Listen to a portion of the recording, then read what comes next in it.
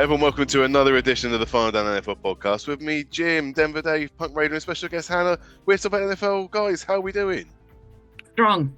How are you all? Playoffs. Playoffs are over. Playoffs. Yeah. Don't have Overrated. to talk about rubbish games anymore. Don't have to talk about ridiculous. Well, maybe some rubbish teams, but let's not run before we can walk. There's still a few rounds to go.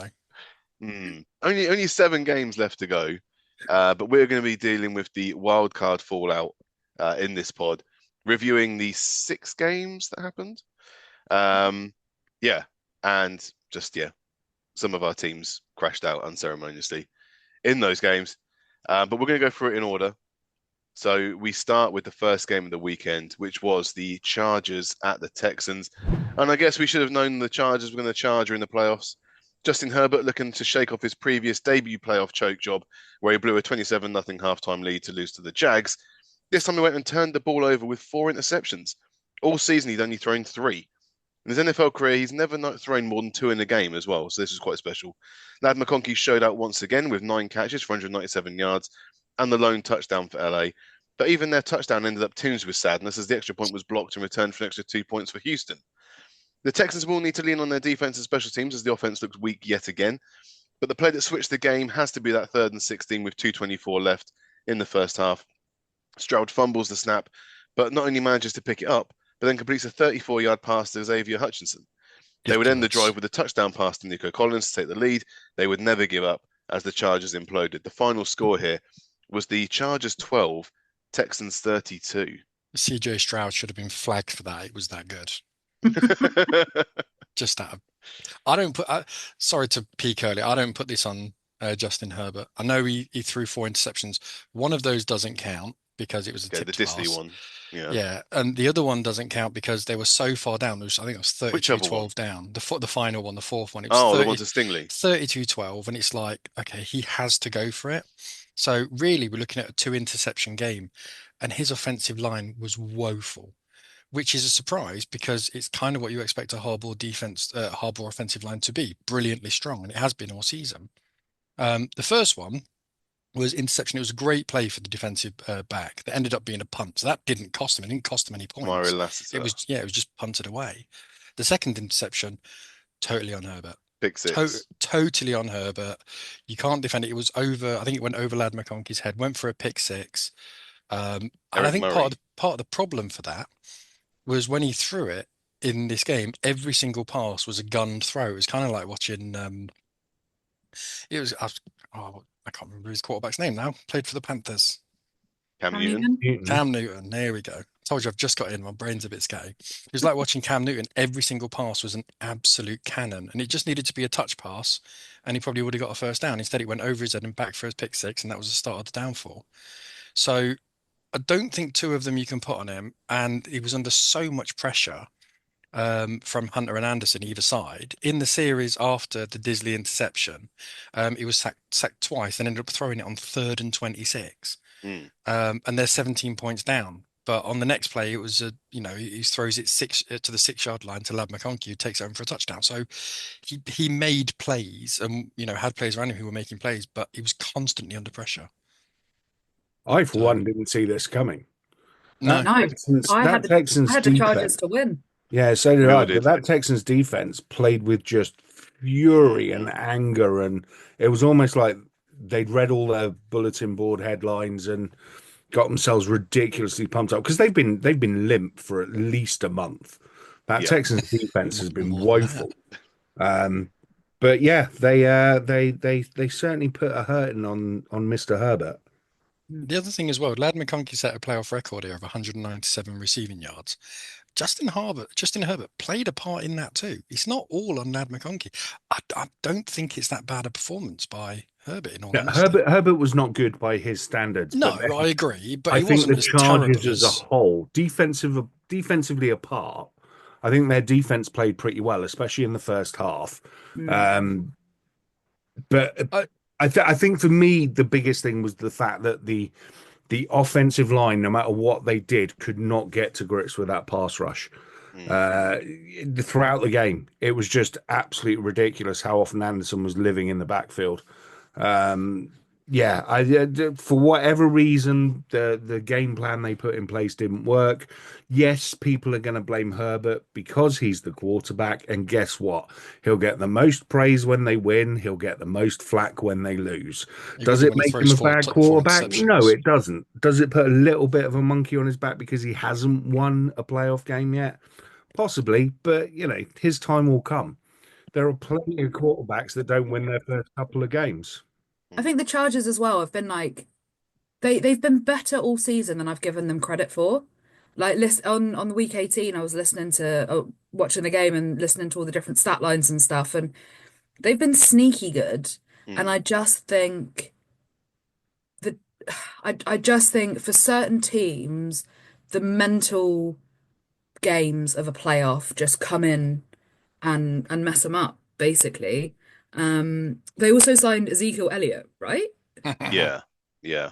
But like, and to be fair, as soon as they did that, he's a cowboy. Of course, he's not going to continue in the playoffs because a cowboy can't play in the playoffs. That's the law of the An NFL. albatross. Um, but yeah, I think it was. I honestly, by the end of it, I just think the Texans wanted it more. Like you could see the wheels were coming off the Chargers, and throughout the season, even though they've been sneaky good, I think if they don't have a momentum, they can't pick one up, where like a lot of the better teams can, even if they're falling off, they can kind of bring themselves back together and go, okay, right, we got stuff to do. I think with the Chargers, they just went, oh shit, and couldn't get over that hurdle. I also have two other things to add. Firstly, talking about Cam Newton, the American version of SAS Who Dares Wins. Did anyone see that clip online? Seen him jump onto a helicopter, yeah. I don't even watch the British one, so No, no. neither do I. But Cam Newton was on a boat, on a speedboat. He jumped from a boat to the helicopter, pulled himself up and got into the helicopter. Did he use a rope or was it a standing No, jump? no, he just jumped. Just jumped. Jesus Christ. Unbelievable. And secondly, I watched the Nickelodeon broadcast for the first time ever. Ooh. It's quality. Oh my God. That has changed my perception of what football is. Patrick's pretty good on that. And like Nate Belston, can we get that guy an Oscar for being in the booth the whole time with Patrick and SpongeBob and engaging with it? Phenomenal. Loved it. So I was always skeptical about the Nickelodeon broadcast, but I watched the Chargers game on it. Perfect. My skepticism will remain, but I'll take your word for it. To go back to what you mentioned earlier on in terms of the ability to change a game, I think you're absolutely spot on. What the great playoff teams do is change momentum during the game. We've seen it when the Chiefs were rising to prominence, moving from pretenders to superiors, so to speak.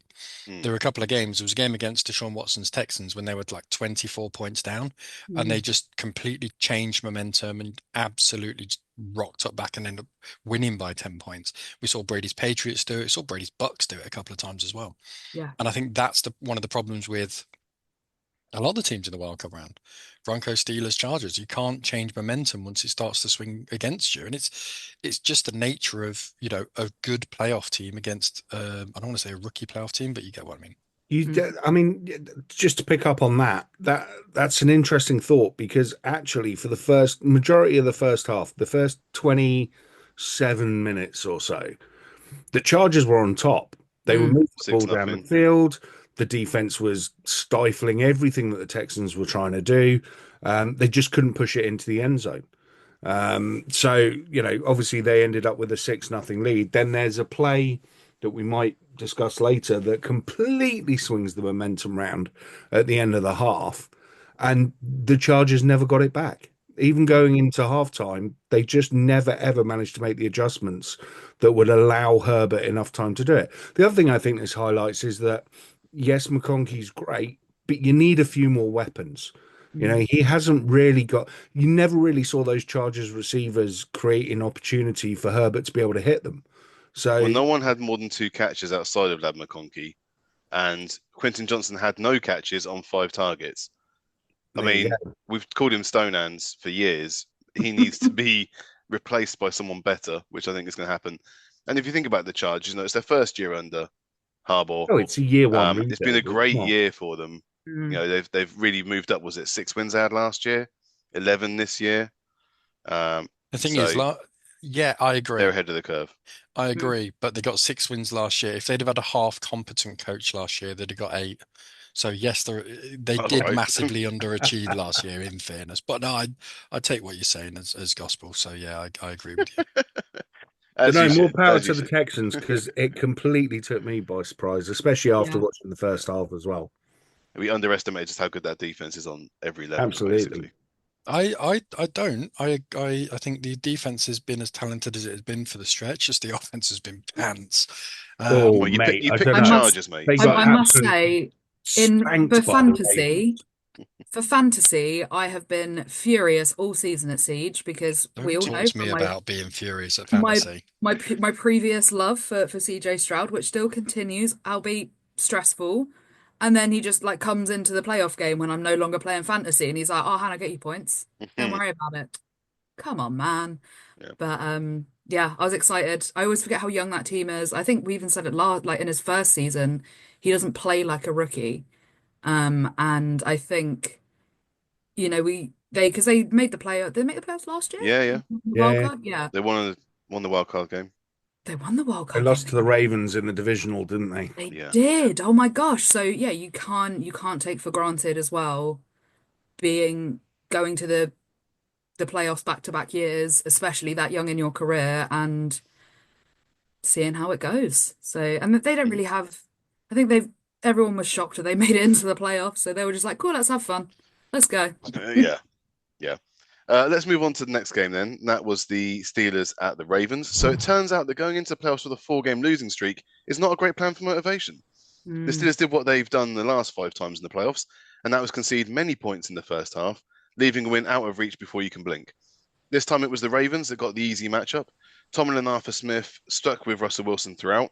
Though the stats weren't horrific, the team played scared on offense and soft on defense. Why even say that you're planning on packages for Justin Fields when you gave him exactly one play and it was just a first down and 10 in the second quarter? Why'd you get a 9-yard connection to Darnell Washington on your first completion and never target him again? Why'd you trade for Mike Williams mid-season, hit him for a 37-yard play and not target him the rest of the second half? It was nightmarishly easy for Baltimore to run through the Steelers. Derrick Henry had 186 yards and 2 touchdowns, averaging over 7 yards a carry. Lamar had 81 rushing yards, and the team ended with 299 rushing yards, which I have to tell you is unacceptable for Pittsburgh fans. Terrell Austin cannot be there by the start of next season. The final score was the Steelers 14, Ravens 28. Hmm. I don't But the think first, Terrell Austin's there on his own, as in he can't be there at the end of the season. I think He there's quite cannot a be there. few. There's quite a few It's players who just can't. one. No, Terrell Austin's the defensive coordinator, Dave. Oh, okay. I thought he was um, the defensive back who was getting torched constantly then. Oh, it could be anyone. Yeah. Dante I Jackson. I think genuinely and to be fair, I don't often tune into Ravens games. If Mm. Scotty shows it on Red Zone, I'll watch it, but they're always just a bit of a meh team, in my opinion. I don't dislike them. I'm just not inspired by them until this game at the weekend. And now I'm finally was like, oh, I get the MVP chance. Right. And like I know Lamar's a really good quarterback. I know he's consistently very, very good, but I just don't I'm not inspired by him. And then I watched this game at the weekend and I was like, oh, dope. There, that's an MVP performance. Let's go, Mm. Lamar. So yeah, I'm sorry, Jim. Whenever the Steelers lose, I do think of you and I'm like, oh no. That's all right. But, It's all right. You I should have couldn't get drafted disagree. Russell going. Wilson. Wah. That was the problem for the Steelers. They just couldn't get going on offense.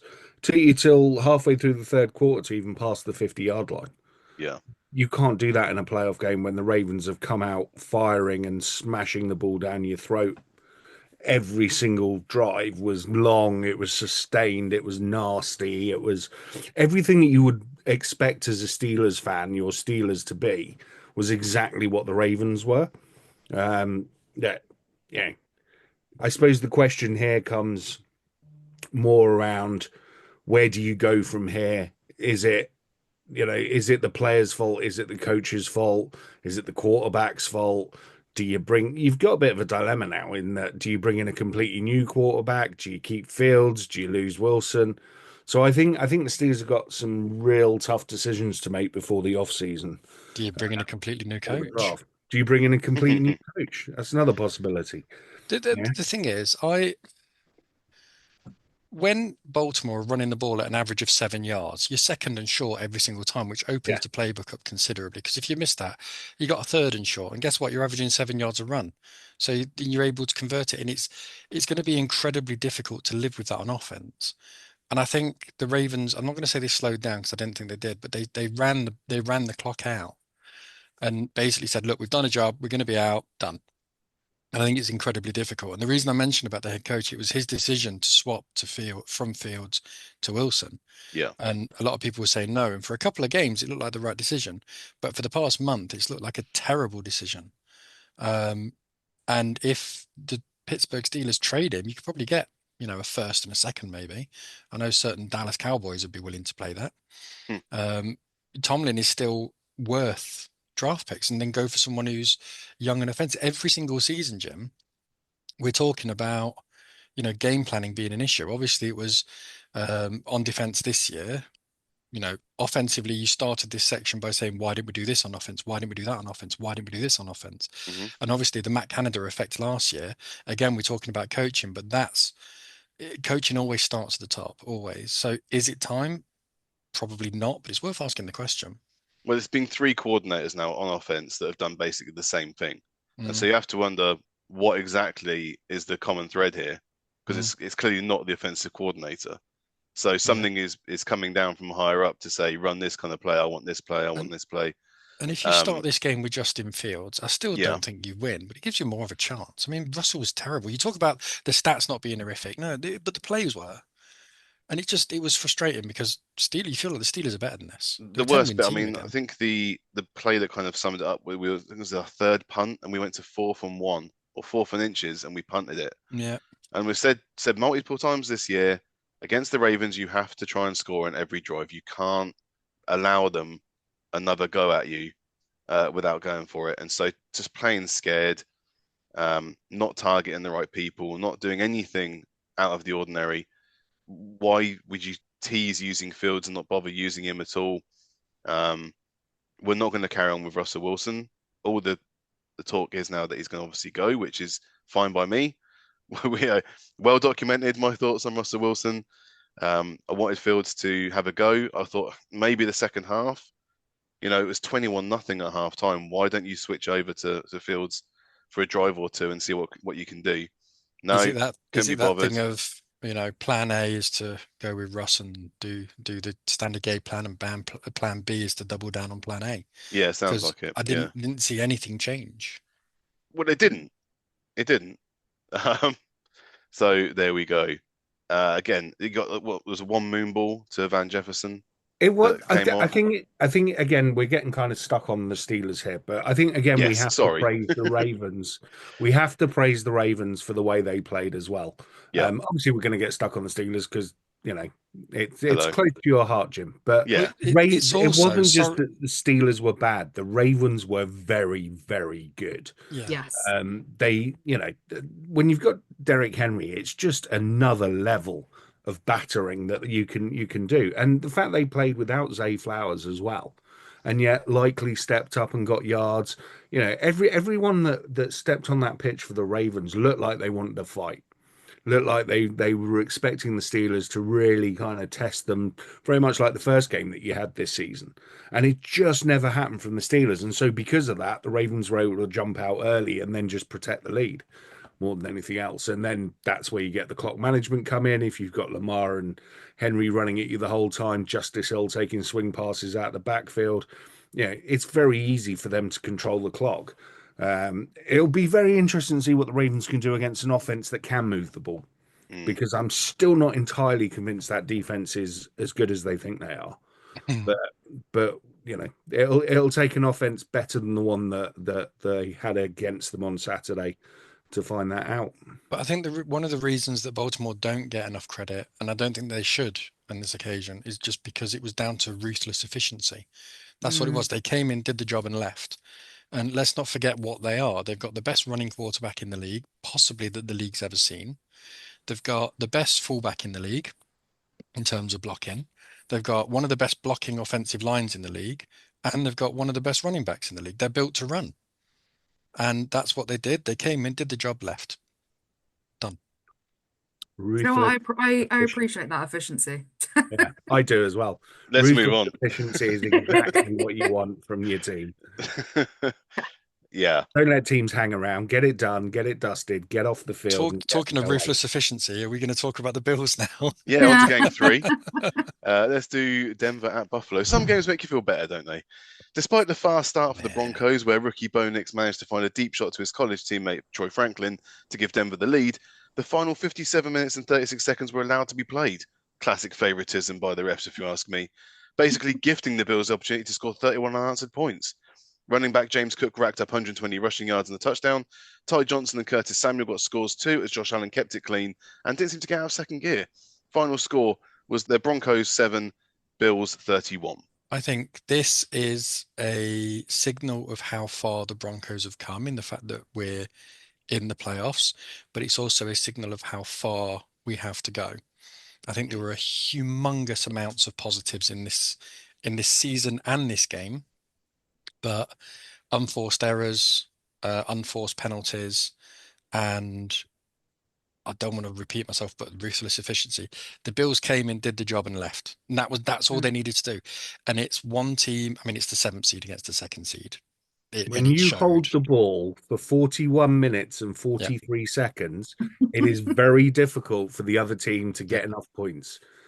Very difficult, especially with a rookie quarterback. We would have gone into, and by the way, Bo Nix's performance in this game I thought was absolutely fine. I don't think he was particularly... I don't think there was any problem with Bo Nix. He did have a few passes. He was trying to squeeze it into windows that weren't there, but he also had a few times where the wide receivers let him down and they just dropped balls that they should have. Oh, so many 7 drop passes. You know, it's one of those that he's a rookie. It's his first season. I think he's had a great season. He certainly surpassed my expectation coming in.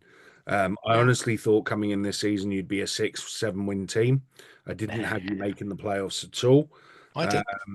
You 3 had us finishing bottom of the AFC West. I'm looking at the division. Yeah, I had you and us tied. You had below the disgusting Raiders. No, you had one game down. You had the Raiders. You had the Raiders second. You had the Raiders second. Yeah, same as Finn.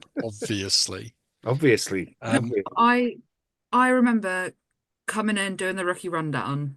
The way back, 19,000 years ago now, and being doubtful of the success of the Broncos, as I usually am. However, also noting what a young team, like how many rookies, how many second years, and just consistently throughout this whole season, being so impressed with the maturity of Bo more than anything. And going into a playoffs against the Bills, woof. Yeah. Like, I feel like that is the Bills live in the wild card. Like, they know that is basically a bye for them. And it's not going I nuts. just think Just give us a little bit. The Bills are just I don't think Bo's maturity at was the a end of the problem. day, the Bills are just a better team further on their path than the Broncos. And I just think that the Broncos should be like should just be so proud of themselves. They've got so much to work on for next year. No one thought that they would do some of the things they've done, except from Denver Dave, of course. Clues in the name. Yeah. And just the stats they've put up throughout the season, just all the things they've done. I love a rookie. I feel like that is my catchphrase in life, not just on this podcast. And seeing the Broncos step up so many times is amazing. And like we said about the Chargers, it just the tenure in the playoffs makes a difference. Now And so the fact in his first season, he's got playoff experience now. So next season, world's their oyster. Let's not give them too much credit because they did back into the playoffs playing, nobody. Yeah, they got gifted a bunch of street guys. You know what I mean? So it doesn't matter. Little bit of temper there. But the record book will just say Denver won. So we played their absolute best backups. The one thing I do want to say is Vegas had us at 5.5 wins. That's what Vegas had us at. Yeah, that's fair. That's probably about where I had you. That was the prediction. we ended the season as a playoff team with 5 All-Pros. So, Fine. Yeah, that's it's not bad going, really, is it? no. Congratulations. So on to the next game then. It's the Packers at the Eagles, a team heading into the playoffs on almost as bad a form streak as the Steelers. The Green Bay Packers got slapped around in Philly from the opening kickoff where Keyshawn Nixon fumbled the return and gave the Eagles a short field to allow Jalen Hurts an easy touchdown pass to Jahan Dotson. If you can frustrate Jordan Love, he'll start taking bigger risks, and he got picked twice in the first half on deep shots that weren't accurate enough. Brandon McManus missed a 37-yard field goal attempt for Green Bay too, his first miss in the postseason ever. In the second half, the Eagles pull away with a great stiff arm touchdown for Dallas Goedert and 2 comfortable field goals for Jake Elliott. The Packers did get a touchdown from Josh Jacobs, but there is time at least for a third Jordan Love pick on the final drive, as he again was trying to force a throw into the end zone. Final score here was the Packers 10, Eagles 22. Now I give my stupid analogy, which I always tend to bring up before everyone actually says anything intelligent. I was trying to think of something for this game in a way to sort of liken it, as I often do bring up stupid things. And do you know when you used to watch the Olympics and Usain Bolt would be running in a heat and he's running against, a 100-meter runner from Sao Tome and Principe and Guadalupe and stuff like that. He'll run for the first 30 yards and then jog just enough to stay ahead. And that's what the Eagles did in this game. Right. They played within themselves. I think Hurts is playing not to turn the ball over, which is fine. Saquon's running the ball. I mean, didn't even see the need to run it in at the end and just smart play, get down, get out, done. And it felt like I'm going to come in, not get injured, get through to the next one, get through the heats, because that's what this was for the Eagles. Get through the heats. We're far enough ahead. There's no challenge. Move on. 100%. I don't think that was dumb at all. I think that's exactly right. We I all like know how Hannah. We much I need to love get the her more Eagles. often. She agrees with me.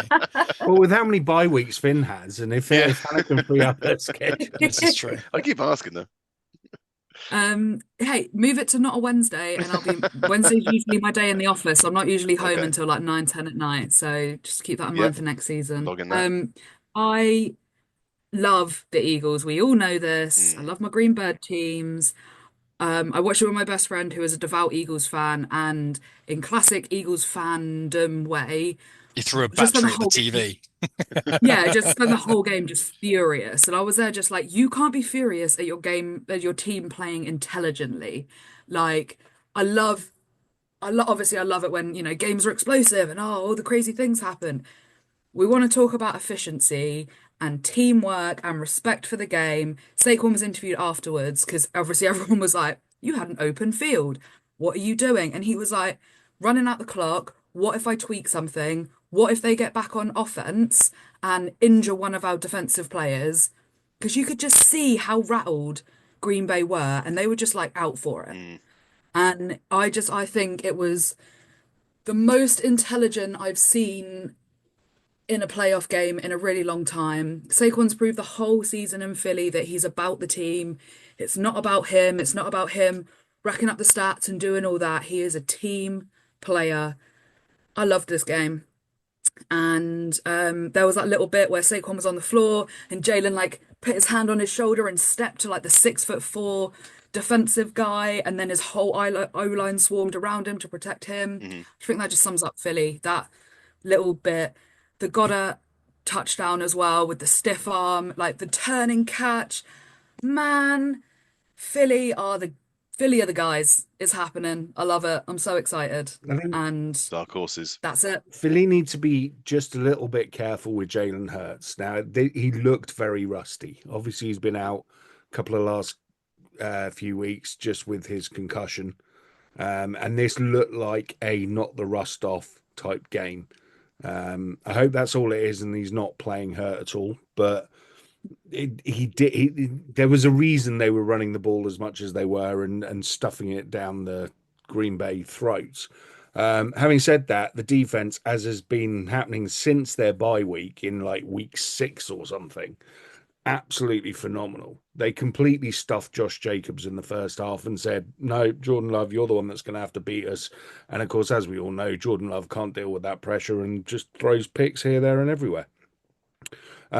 I don't know what happened to Green Bay. They kind of wet lettuced it, to be honest. It only really looked like Josh Jacobs was the one that was completely up for it and knew it was a playoff game. Everyone else just seemed to be kind of going through the motions for a lot of it. Well, said before, Christian Watson was injured in week 18, so My God, he and was their how many big injuries threat. Yeah, another 3 Yeah, injuries Green he Bay have? towards the end received of the before the game, game. there were ridiculous amounts of I injuries. need to see that stat. I swear, like every other play, it was like, oh, and there's a Yeah, Green Bay Dobbs, player Jaden Reed. down on the field. Yeah. Yeah, but no, I think again we kind of it kind of happens now with Wildcard Weekend where we've got 7 teams in the playoffs and only one getting a bye. You end up with this okay team playing an elite team, and it always tends to end in a bit of a damp squib of a game. Ruthless efficiency from the Eagles, absolutely. I just hope they can step it up a bit, and Jalen is feeling better for the divisional Mm. games. Otherwise, they're going to find it tough. We've got 2 games to go. The first one of those was the Commanders at the Buccaneers. It's going to be incredibly hard not to just glaze Jaden Daniels over the next 5 to 10 minutes, as the nailed-on offensive rookie of the year won a playoff game on the road for the Commanders, beating a Bucs team that looks primed to at least make the divisional round themselves. Mike Evans was on one again, catching all 7 of his targets for 92 yards and a touchdown. There was a point in the third quarter where Bucky Irvin was warming up too, not being denied on the touchdown himself, but there was something of destiny in the air for Jaden Daniels in this one. He just sets the tone with his attitude and demeanour. There were important conversions like the first third down where he dropped a perfect ball to Terry McLaurin. But let's face it, you could drop a pin in this game and find Daniels doing something that a rookie shouldn't be doing. They converted 3 of 5 fourth downs, including 1 for a touchdown. Dyami Brown was also bowling a perfect game, 5 catches to match McLaurin's 89 receiving yards and a touchdown. Ended with almost a 5-minute drive for Washington before a 37-yard doink field goal got them the win and a day in Detroit. The final score here was the Commanders 23, Buccaneers 20. Yeah. I mean, games ending on a doink is always not ideal, I guess. Like you want it to, but firstly, huge fan of how open their kicker has been about OCD and his journey and that being broadcast everywhere and normalizing the shit out of that, which is awesome. Good for the Commanders. Like, yeah, they've been an exciting team this season. Obviously, you know I love me some bake, but if you don't want to let the game end on a doink, you got to step it up. And I think that this was the only game of the weekend that I was like, I genuinely don't know. Like everyone else, I was pretty set on. Yeah, okay, I got the Chargers wrong, but everyone else I was set on, and I got the rest of them right. I'll be honest, gang. This was the only game I couldn't call because it just depended on who showed up on the day, and it was the only game that really went down to the wire. Yeah, it was. And There was exciting. there was just Good one luck. play that really massively momentum swung it towards Washington, and that was the Baker's fumble on the end around the jet sweep. Literally 2 minutes after his defenses had a goal line stand.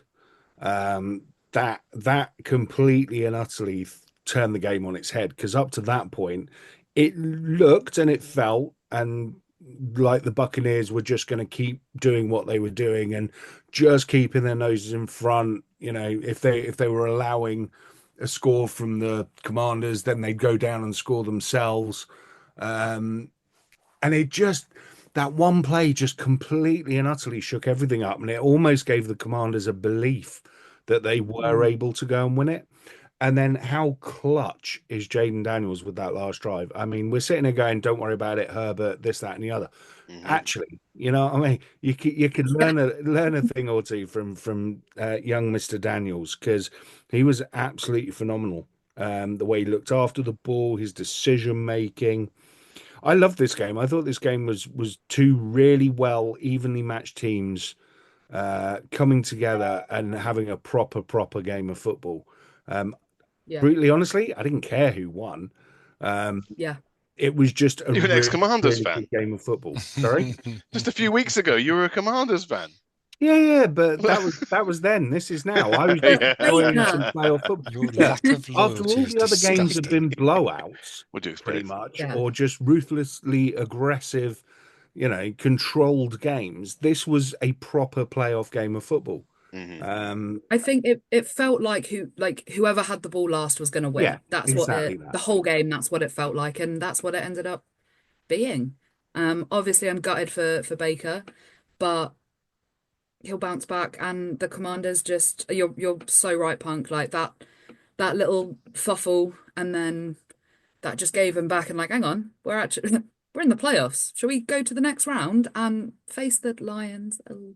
But why not? Again, another rookie, playoff game experience, win or lose, doesn't matter. You're going to go into your second season with playoff experience, and that is bonkers good for the team for the next season. I do have one question. Where the hell has De'Army Brown been all season?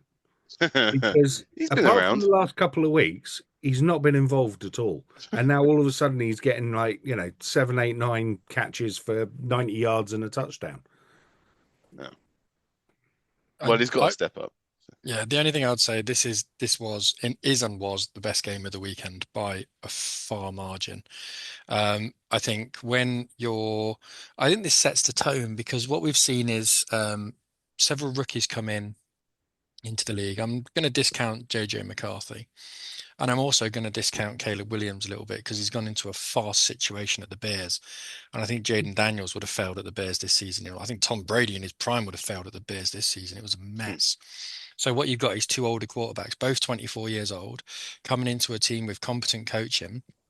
This is how rookies should be treated. Give them a decent defense, give them a decent offensive line, and a half decent receiver or two, and set away with it. Jaden Daniels is very, very, I don't want to say lucky, but fortunate that he's got Terry McLaurin because I'm going to say it quietly, I think Terry McLaurin might be one of the top three receivers in the league. Scary Terry is definitely He's top five. He's very scary. unbelievable. I'm not sure he's top Unbelievable. 3, but he's very good. I don't know on form. Mm. But yeah, I think if you're looking at teams, I reckon Washington are now, if this, as long as this isn't their Super Bowl, which it doesn't feel like it is. I mean, if the Broncos would have beat the Bills, I would have been betting against the Broncos this week because that would have been their Super Bowl. Do you get what sometimes you get wins like that where you go, this is it, they've peaked, done. It doesn't feel like that, but as long as it's not, as long as they don't go into next week or this week and completely the bed, which I don't think they will, I think they'll be fine. I think they're underdogs. I really do. They are massive Well, underdogs, but I've just got a Dark feeling horses rather than underdogs. I Dark think horses.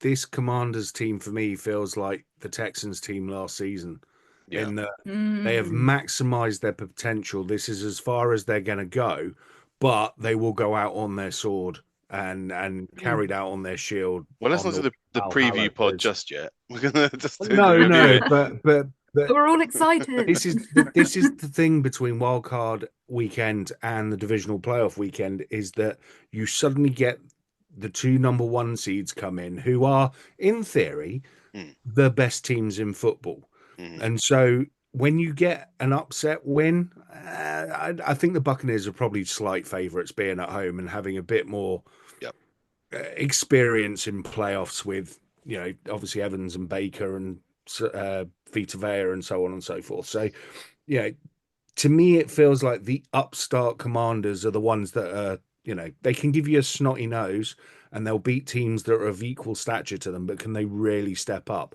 So I think this was their Super Bowl, to be honest. I think just having that kind of like Detroit last year as well, in that they finally got a playoff win for the first time in 20 years.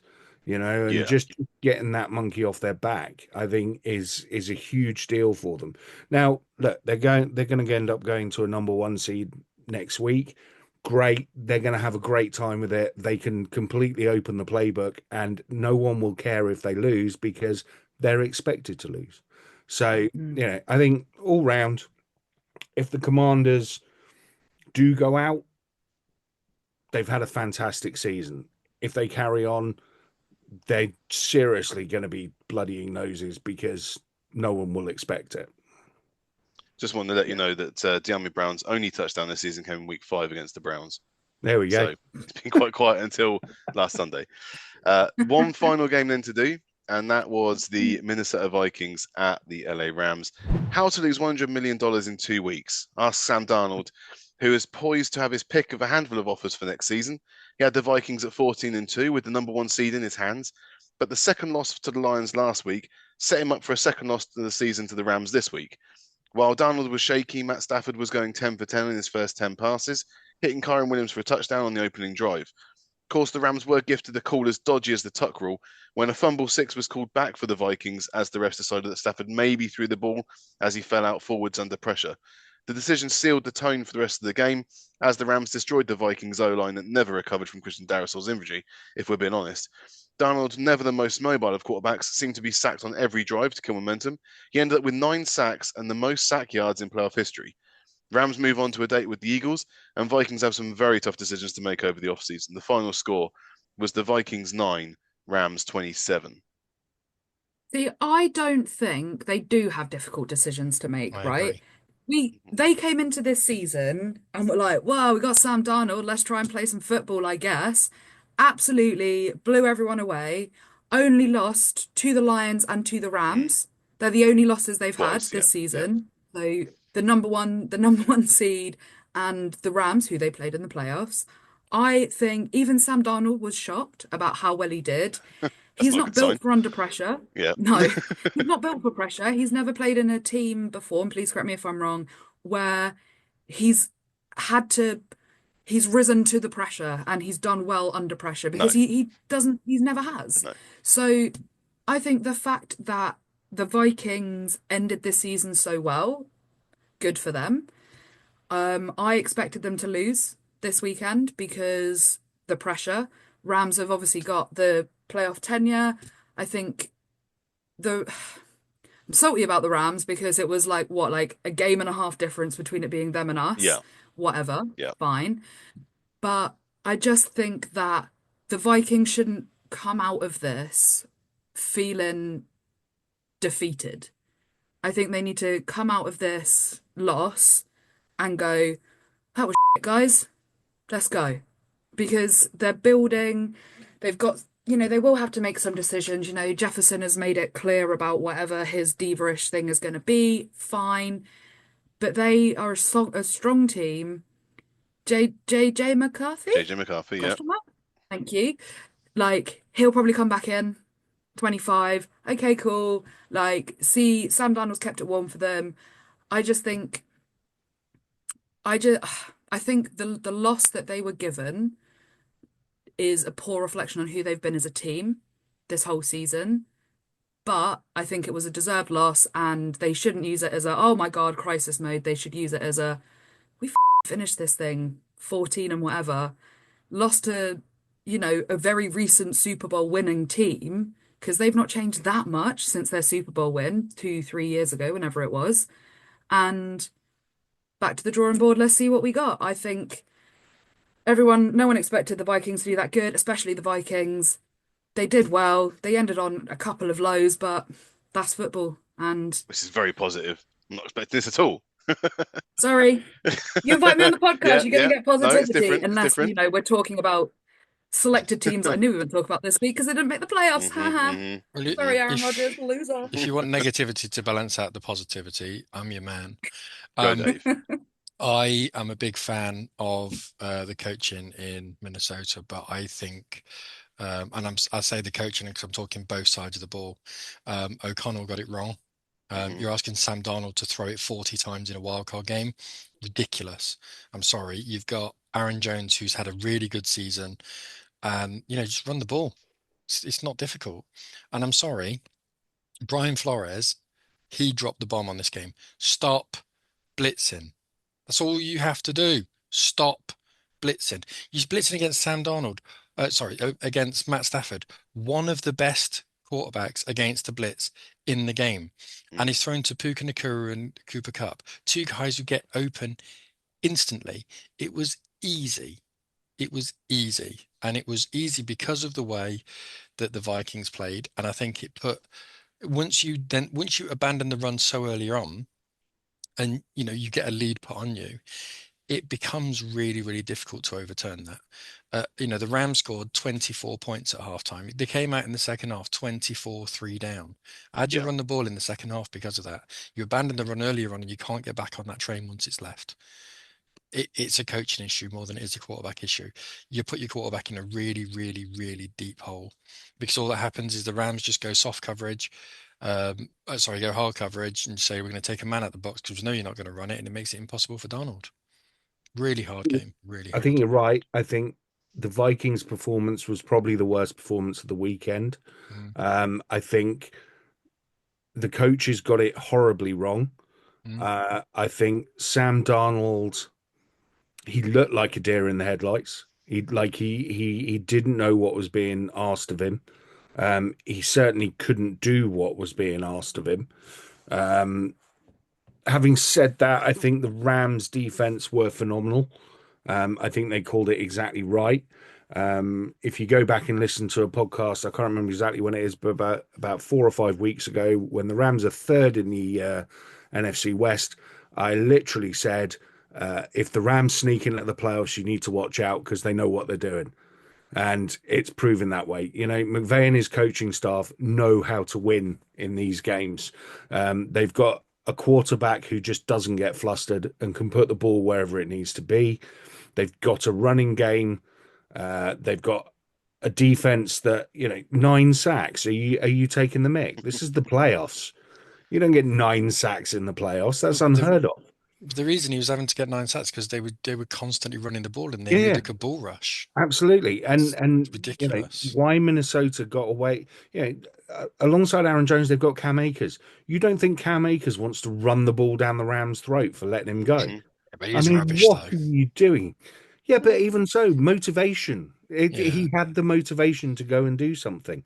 I think the Vikings, after being everyone's darling going into that game against Detroit and having that game there, I think a lot of people, me included, thought they'd probably come out of that funk and realize the mistakes they made, but they didn't. They doubled down on it and completely and utterly just the bed for want of a better term. I don't know if the game. Look, at the end of the day, the head coach is going to get coach of the year probably, and they've ended on a whimper. It's all a bit weird. If I was them with the quarterback, you stick with the McCarthy plan that you had. You offer Donald a backup contract. If he doesn't want to take it and he wants to try free agency to get a starting job somewhere, then you let him go. Mm. I don't, Two I don't think there's any question about that at all. 2 points on that. If Kevin O'Connell does what he did in this game with JJ McCarthy and insists on throwing the ball, they're dead and buried because JJ McCarthy's never been a throw first quarterback. I mean, when he was playing for Michigan, there was one particular game where he threw two passes, both behind the line of scrimmage in the second half, and that was it. So he's a pass first. His game is predicated on the run game, so you have to get the run game going.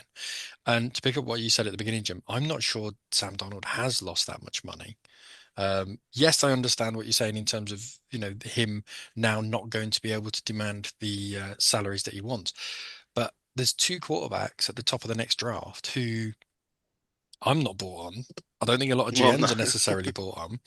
And this is now a buyer's market where Yeah, but he Sam could have Darnold, been right at the top of it, is what I'm he could, saying, and he I could think have. he still I is. think he I still don't probably think will he be. is. Once this all settles down and everyone goes back and goes, actually, you know what? Well, who are you picking, him or He's had him a or lot Russell more Wilson? positives and a lot more negatives. If you're someone like, I don't know, the Raiders, for Yeah. example, that need a proper bridge quarterback to get them, because let's be honest, we're not going to draft one of the two in this draft unless it's someone in round 3 or round 4. If the Raiders need a quarterback and you don't overpay him, but you can, you give him a fair wage. Dan Jones is another one that's in this situation. There are going to be teams Yeah, but out there that will take those guys with the NFL experience and with the body of work and actually put them in a position where, you know what, for a couple of years, you'll do for us. If you can get us 10, 11 wins and back us into the playoffs, and if we can luck through one game, then that's enough. if So I he can don't. get I I think I agree he with must have. everything you've said, except from we cannot put Daniel Jones and Sam Darnold in the same bracket No, at all. Dan Jones was the first I, pull of the other free agent If you quarterback that I could think of. other than that, I 100% agree with if everything you you can just get enough said. teams bidding on him, then I think you That's it. potentially And it'll push his drive his price price back up. up. Yeah. Ultimately, right now, I think he looks like he's got Raiders written all over him, if I'm honest, because you're picking at what, 6 or 7? Yeah, I think we're 6. Yeah. Now, Shadur Sanders and Cam Ward are going to be gone by then. There's no one else you're picking up at that point, so you have to go in. And we're So not you paying look, a king's ransom to move up, so yeah. So you either have to look at Russell Wilson or Sam Darnold. You don't know who your GM is yet. we don't need to know who the GM is because Tom Brady's doing it all, isn't he? So all we need to do is have Tom Brady get on the field over the summer with Sam Darnold Right. and say, Yeah. "This is what you do. This is how you do it," and away we go. It's easy Perfect. as Tom's that, QB apparently. school. I can't Yeah. wait Fixed it till you already. Here first, He guys. needs Sam a Darnold's going to GM, the man. Raiders. Yeah. He can't did it wait for till you- Jacoby Brissett, didn't he? And Jimmy Garoppolo. Yeah, definitely. Yeah. can't wait Matt for you He lot was to win still 3 playing games then. next season. We'll see. We'll see. But I think Darnold has hurt his stock in the short term. But I think by the time we get round to draft time and free agency and all Time's a that healer. jazz, then I think people will still remember his body of work rather than the couple of games where he absolutely tanked Yeah. it at the end. Sorry to go off on the Sam Darnold tangent, but it's interesting. The other team he could end up would be the 49ers because they ain't paying that muppet for Could quarterback go that they've back got there, 50 couldn't they? million quid. That's true. So, I'd quite happily get rid of Brock Purdy and bring in Sam Darnold instead because he's infinitely better And he knows the and system. cheaper. Oh, He already knows the That's system bold. as well. He was there as a backup last he season. was, yeah. And Kevin True. O'Connor runs the same system, basically. It's not as good, but it's essentially the same passing game. Well, there you go. Those were the wildcard games. Done. We've now got just 7 games remaining. So divisional, championship. 8. You forgot about the Pro Bowl. I don't count the Pro You Bowl. count flag football? Yeah. No. But the Pro Bowl is just sports day. I love the Pro Bowl now. It's just sports. It's not anything to do with the NFL. Bring It's your own just kit. sports day. Cute. Love that. If you don't bring your own kit, you got to wear what's in the lost and found. Here for it. There we go. Punk, have you got power plays? We have power plays. Let's do We some have power plays. playoff power plays. Wow. So, honorary mentions. First up is Baker Mayfield for trucking Bobby Wagner out of his shoes.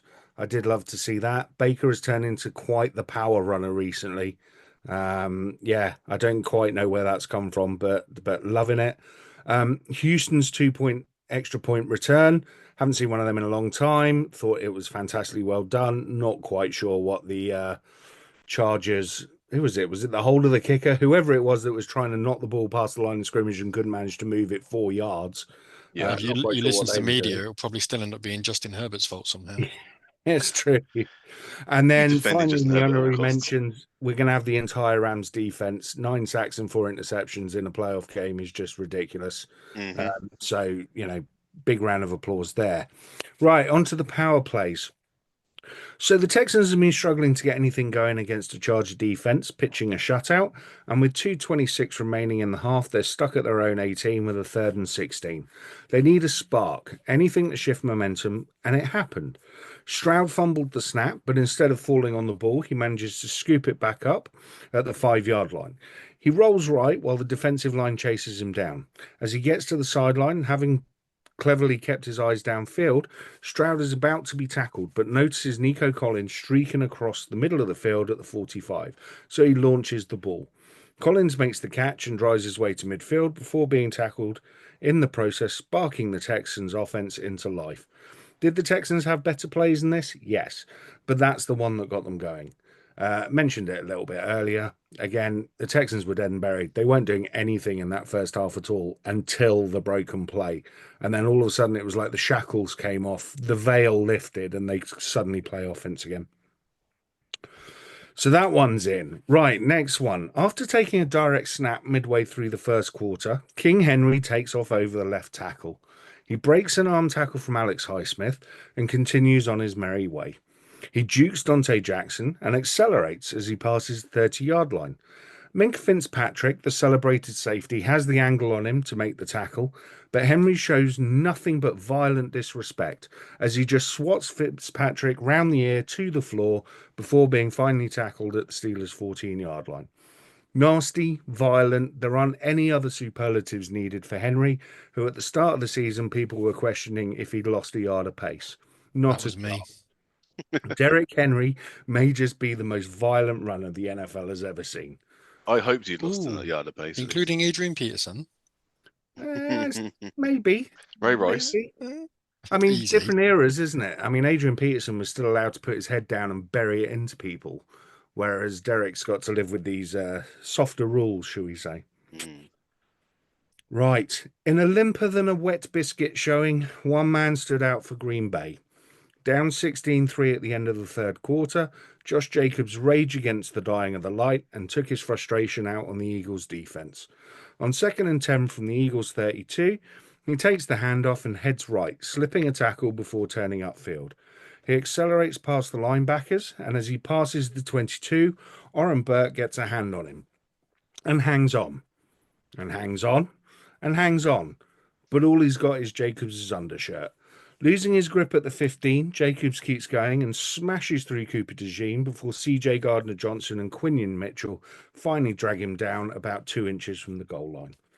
Again, in a terrible Green Bay performance, Jacobs was a leading light. We know he's got this in his locker, but even to see it when they were down, he was trying to drag the team forward. I'm calling bull. You're only doing that because he's an X-Raider. Yes, obviously, clearly. I couldn't put a Raider in, so I had to put an X-Raider in. All right, yes. One more to go. Right. If you score a touchdown and you come to the sideline saying, and I quote, "I slowed down just so I could hit him again," the chances are you're going to make it into the power plays. So ice up Carrington Valentine, as this may hurt. Up 10-3 late in the third quarter, Jalen Hurts swings a quick throw out to Goddard, who secures the catch. Turning up the field, A.J. Brown seals off the inside corner with a block, leaving Dallas with just one man to beat. And beat him he did. After passing the first down marker, Goddard trucks Valentine, who to his credit doesn't go down, and begins to run with the tight end. This clearly enrages Goddard, who punches Valentine in the head before carrying on down the sideline. Reaching the 5-yard line and knowing he's going in for the touchdown, Dallas eases up and smashes Valentine again in the head to give the Eagles what would be an unassailable lead and leaving Carrington Valentine in need of a hug. Carrington Valentine does sound like a male escort who romances the elderly. I think it was a quality name for a cornerback in the NFL. I'm a bit disappointed that the Bo Nix to Franklin didn't get an honourable mention. It was a hope. You can have an honourable mention. There are an awful lot of plays this week that could have made it in. And well, mainly because it's the first ever rookie to rookie pass in the playoffs. Well, there you go. You've just mentioned NFL history, so that's why I had to. Also, Punk, you wondered like why Baker's suddenly doing stuff. So I got a creamsicle jersey. I did. Is that why? And then I made it super cute and shiny. shiny. It up. It's all shiny and sparkly. Sequined. Oh dear Lord. And sequined. Thank you very much. I mean, it fits in with the Bucks. We are on radio, but just to kind of try and describe it, if everyone looks up the horrible Tampa original creamsicle jersey and then imagines Diamante all over it, that's pretty much it. That's it. Yeah. If Liberace was a quarterback. I accidentally watched an American episode of The Masked Singer many weeks ago, where it was NFL week, obviously, and all the ladies had bedazzled NFL jerseys, and I was like, I want to do that. And then I was very inebriated and bought the creamsicle jersey, forgot about it until it arrived like 2 weeks later, and was like, I guess that's what I'll make extra fancy. So it's okay. I'm very pleased with it. I watched the same episode and I've got a bedazzled helmet, so yeah. You're welcome. It's happening. Oh my God. We're not having a look at that, please. Where is this podcast going? Yeah, we're going to go away now. Put your trousers back on.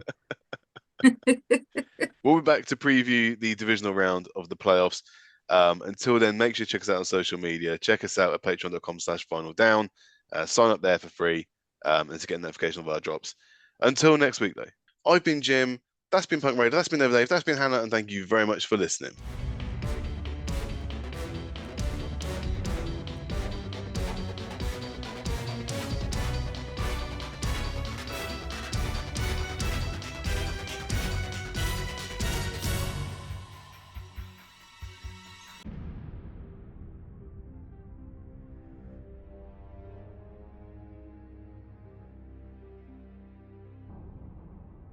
What was more disappointing is it only took 9 crystals to cover the helmet.